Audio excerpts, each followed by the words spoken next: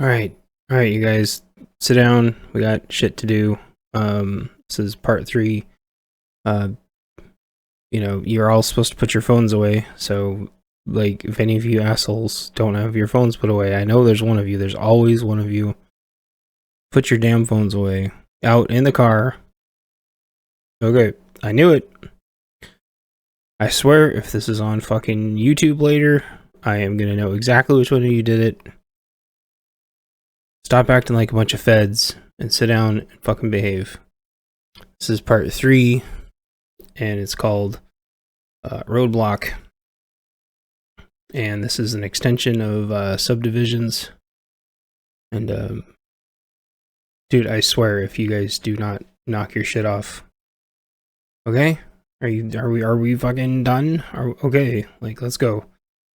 So, how I got started being worried about all this was two things. One of them was roadblocks. One of them was people eat my pets. And when you think of roadblocks, you traditionally think of, like, Wile E. Coyote, putting something in the way, and then people just la-di-da-di-da, you know the drill. So there's two different considerations of roadblocks. There's if you run into roadblocks and you didn't expect one to be there, or it's your own roadblock because of reasons. And no, I'm not starting all over again. You should have been here on time. The thing with roadblocks is that they're good for a lot of reasons, right? The mob, the woke mob could be walking around. There could be, looters. There could be illegals. There could be, whatever. There's a lot of places where they have to worry about street races. Those have a lot of other names that I think don't do them justice. Suffice it to say, I call them street lockdowns. And if your nice cozy little hamlet of houses is in here, and the near do-wells are out here, you got your houses. You might want the street racers, to have their little fun and games outside of your subdivision, because you said, it's 10 p.m. and nobody's going outside because the street racers are out there. And they're doing, loop-de-loos or whatever the hell it is they're doing out there and shooting off guns, and you've called 911 and they're like, for the next 10 hours, street racing is perfectly legal. Good luck. GLHF. So, you might think, oh, they're just doing little innocent donuts, yada, yada, yada. Yes, most of the time, as long as nobody tries to, go out, and none of them try to come in. I have coexisted with street racers for the entirety of the Rona purge, and we only ever had one problem with them. We did not have roadblocks, because that would make way too much sense. And one of them, so where I used to live, there was a huge couple-mile route around our subdivision, around the outside, and you could hear them. They would usually go this direction, and you hear, and they would do races. They would have races. It wasn't a big deal. One day, one of them got a wild hair up their ass, and decided to come into the subdivision. And it's dark. There was like a street light here, but that was enough for them to go, their subdivision goes like this, right? Because our subdivision was a loop-de-loo, and instead of turning, which would have made way too much sense, they just kept going straight. And thankfully, these houses had stone blocks right here. The point of this isn't for story time, because I know all of you love story time so much, is that this stuff happens in the blink of an eye, and all of a sudden, crash. And you know, he's trying to back out. He's trying to back out, and then you've got you've got like hundreds of other clowns that now want to come see how much of an idiot this guy is. And he got his car out, and he got out, thankfully. Well, he could have there was a house right here. He could have easily just killed all these people with his stupidity. No police, no nothing. We went a solid 3 years without any police. So that's one reason roadblocks would have been nice. They also get antsy pants sometimes, and they decide to go loot everything instead, or they get into their own little gang war pissing matches, and then there's gunfire everywhere, and some of them might try to break contact and come into your neighborhood. You never know. So that's for just because it's 10 p.m. though. That's the 10 p.m. roadblock. Or maybe you've had a thief problem where someone goes in and steals something and turns around and goes back out, but they only do it at night. Or what used to happen with us all the time is they would come steal all the mail from the cluster boxes at night. So, police do not like citizens to set up their own roadblocks if you're the good guys. If you're the good guys, no, you're not allowed to have roadblocks. If you're the bad guys, oh hell yeah, you can have roadblocks for hours and hours and hours and hours. Why is that?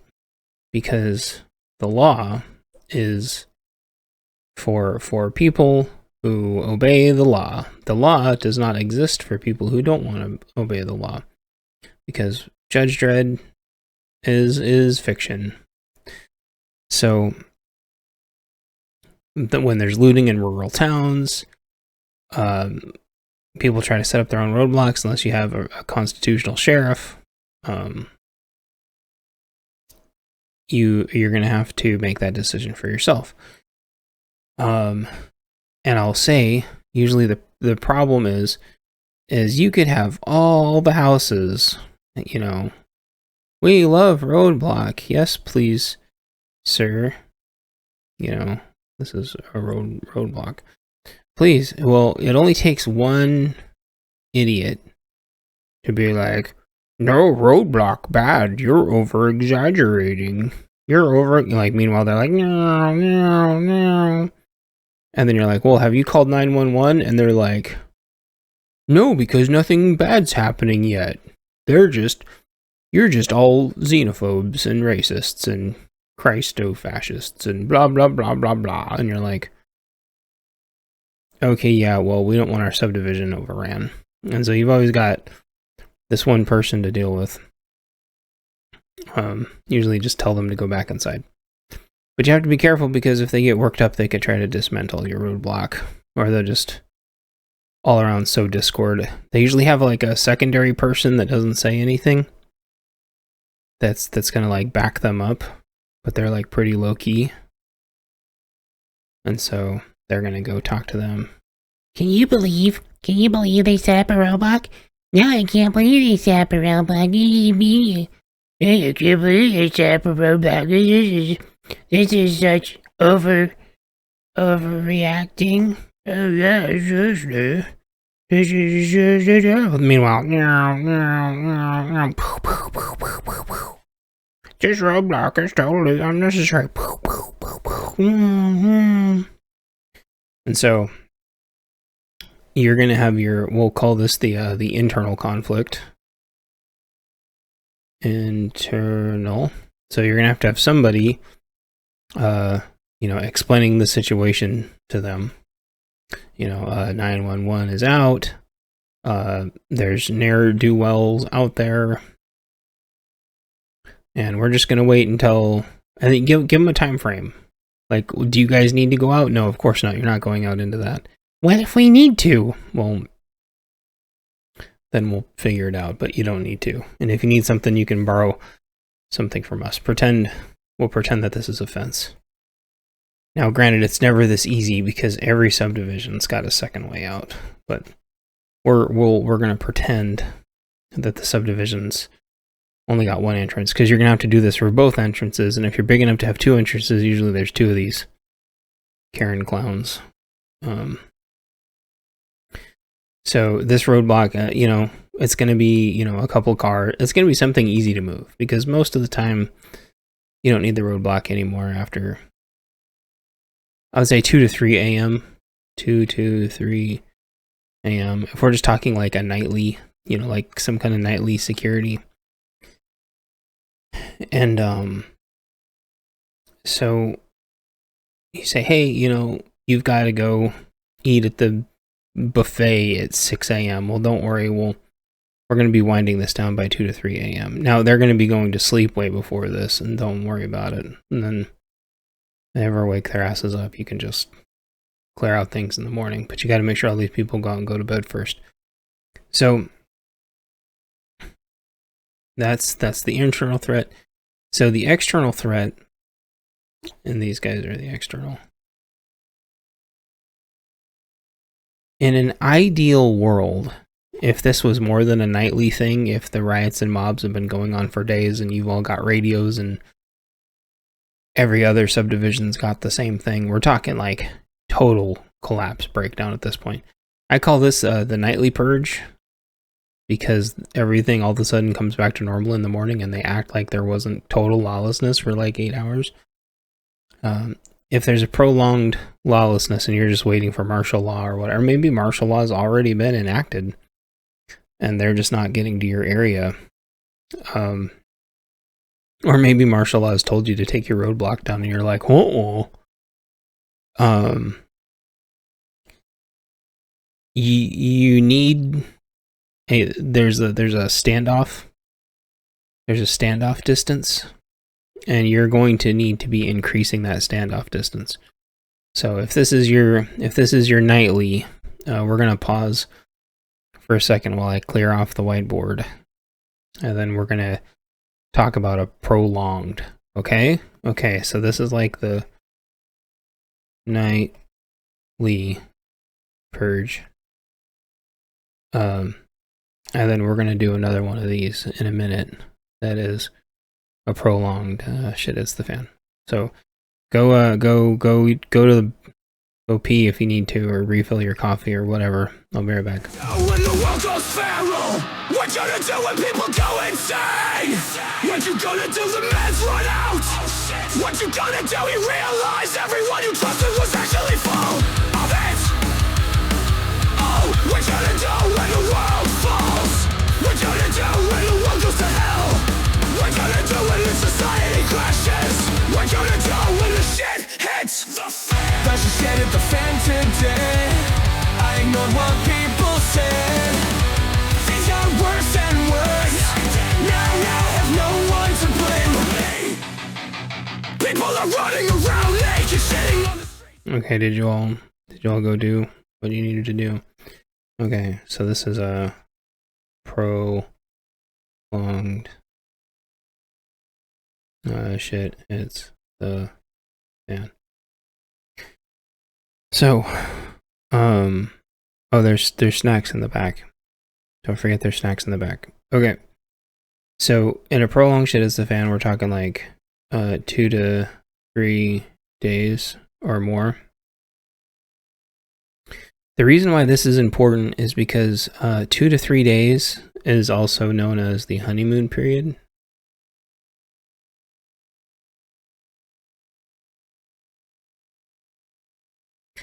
And after 2 to 3 days, the new normal sets in. New normal. Where people are going to start getting fidgety and agitated, and they're all going to be out of food already because this is all the food they have. Blah, blah, blah, blah, blah. Your roadblock, if your subdivision is down here, let's say these are your houses, right? This is all in my books, by the way. But I noticed, getting people to read my books is like impossible. But whatever. I know a couple of you read them. So if your roadblock is here,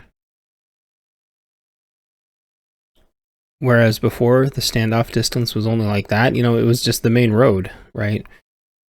Your standoff distance is going to have to be way further because you're not only trying to prevent people from getting in now, you're trying to prevent people from being able to hit the outwardmost buildings. And Southern Prepper One is the one that explained this way better than me on his whiteboard a long time ago. But essentially, if you have any house like that's kind of like like a wackadoo spot, the bad guys are going to try to hit your outwardmost house first. Maybe not necessarily the road. They might try the road a few times, but then they'll go hit the first house. And so you've got your fence around it. They're going to try to do some kind of penetration, or they're going to distract you here and get to your first house. Because after they're in the first house, they're inside the inner perimeter, and hitting your other houses is really easy. Okay, so your standoff distance needs to be further. So, but how do you do that if the road is right here? You still unfortunately have the same irritating standoff distance. Now, this is a lot harder if this is a main road. And I've noticed a lot of you live like so close to a main road, or you live on a main road, that this is a real challenge. This is why bugging in, people way overestimate their ability to have a secure location. Because you think this subdivision is scary, you've got all these ding-dongs that are right outside on the main road too. They are really screwed. They have no standoff distance. They've probably already been looted by now. Or they've at least had some really scary run-ins. And if the bad guys can't quite get in, what they might do is keep hitting these houses, trying to draw you out to defend them, and then they attack you. What you're going to need to do is resist the urge to go out there, and when it's safe, you're going to be trying to get them in to bring all their supplies into your subdivision. And what happens is you're going to have to clear this with all of the other subdivisions that are doing the same thing. They've all got the same problem, right? You have to figure out who the outermost subdivision is. And that outermost subdivision, or maybe two subdivisions, like if there's like 1, 2, 3, 4, they have to start manning roadblocks on the outside, and then you become an inner roadblock. And then you have to increase your radios. Alright, so you're going to need radios, and you're probably going to be, this is the radio tower, you're probably going to be the center of all the radios, meaning you're going to have some kind of repeater set up. You're going to have internal channel, you're going to have internal, and you're going to have external. Internal is going to be to talk to your subdivision, and every single subdivision is going to have radios to talk to their own internal subdivision. And then there's going to be an external to be able to talk between all the subdivisions. But basically what you're going to have is what are called tactical channels. And that's because if something's popping off,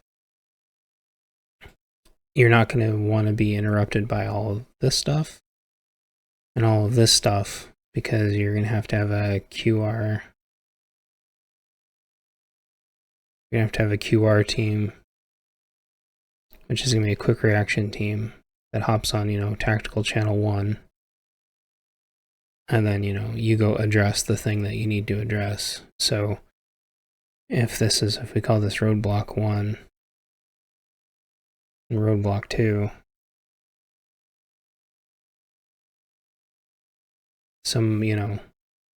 they'll say,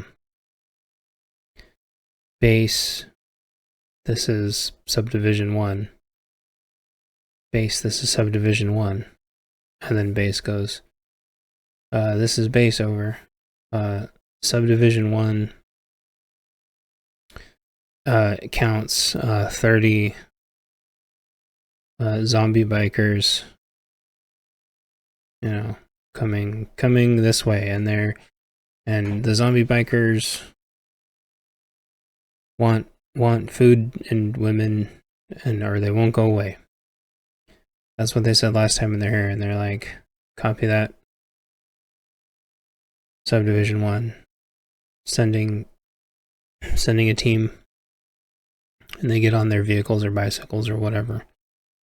They hightail it over here to support, because you're going to have sectors again, right? So subdivision 1 sector might be there, subdivision 2 sector might be here, then this is going to be like a shared sector, right?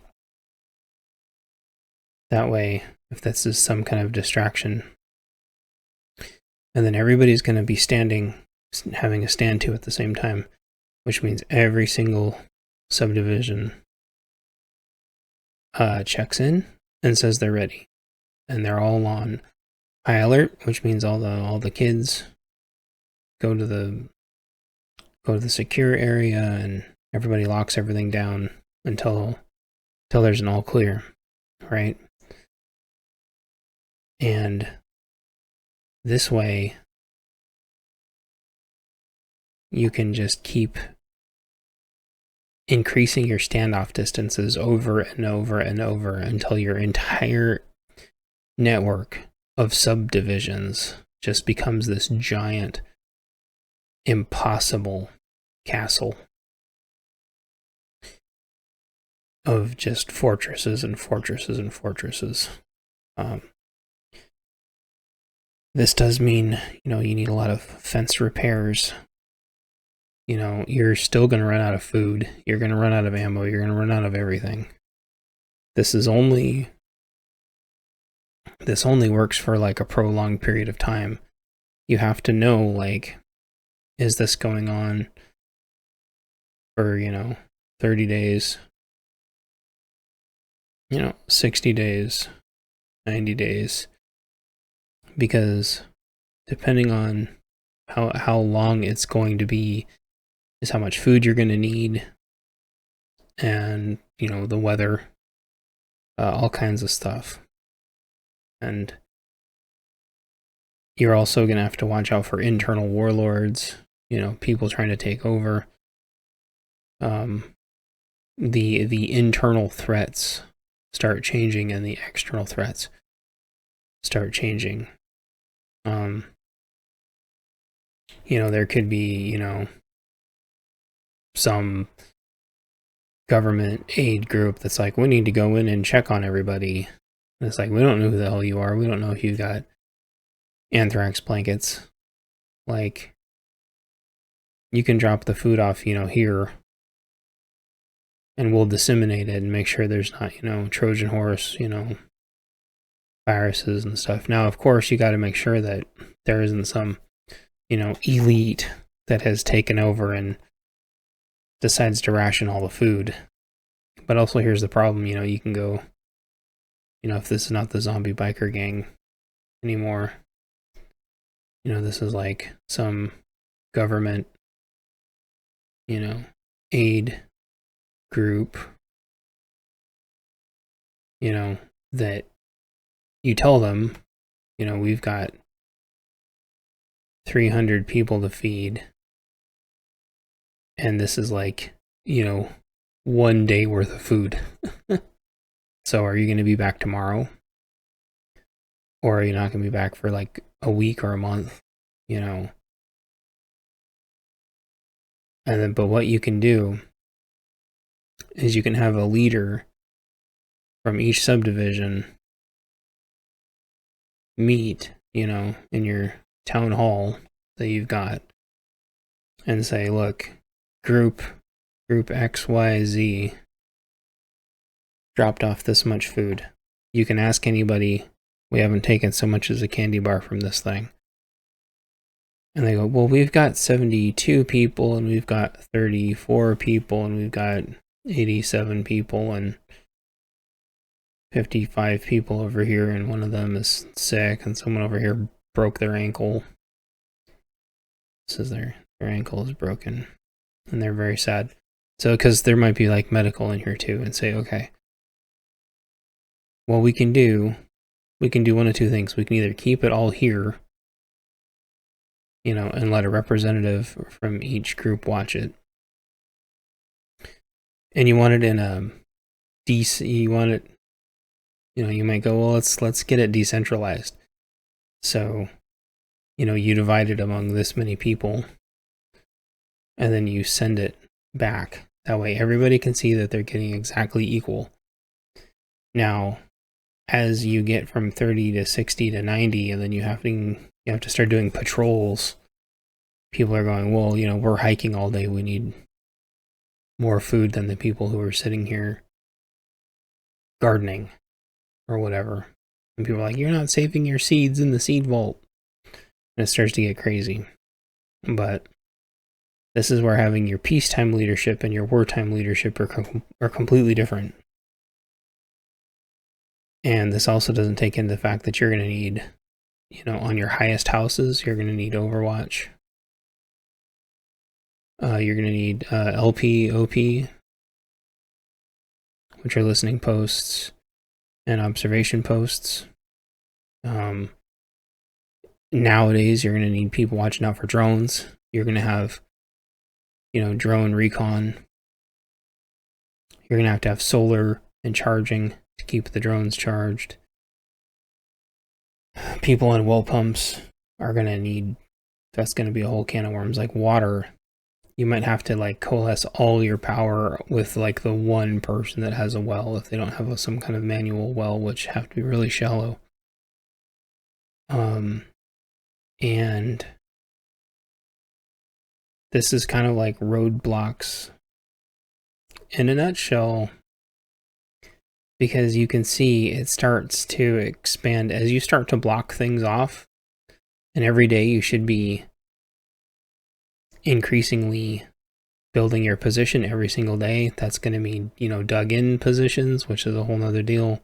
It doesn't mean just pushing a car or two in the way. You're going to need defensive fighting positions. And then once you have this established, your LP and OP may be way outside your subdivision because they're looking way far out, and they might have something where they can get back in really fast, so they can give you advanced notice. So your OPs may be way out here, so they can get in. They may be a teeny tiny bit defendable if one guy is out there, some Looney Tune zombie that's walking around. But for the most part, these are built to be kind of abandoned and hunker down as soon as you've told everybody to mobilize. This is also when you're going to have your long and short distance checks, your little code phrases, so they can radio you and say, hey, 2 people are coming in, boom, boom, boom, and you have your code that you tell them so they don't shoot you as you're running in. The other problem now is that jamming is becoming super common. And they're going to need some kind of flares or something, because when the really big bad guy zombie biker gangs roll in, they can have jammers, and they can knock out your drones. This is like your little drone. bleh, dead drones. Your little Baofeng radio, dead. They can knock it all out. It's really easy now. So like the things that you may have used to count on, like drones and radios, you have to deal with a really big group. They might have snipers. Take out your listening posts and your observation posts, and they can take out your drones, and your counter snipers had better be able to cover in case these people have to come back. So this board's getting messy. And I don't know if you really feel like I talked about roadblocks that much, but essentially what you're trying to do is you're trying to have your own fortified positions, but still be able to deny them to be able to use it. So the outside of your roadblocks need to be as unfriendly as possible, so they can't use them against you.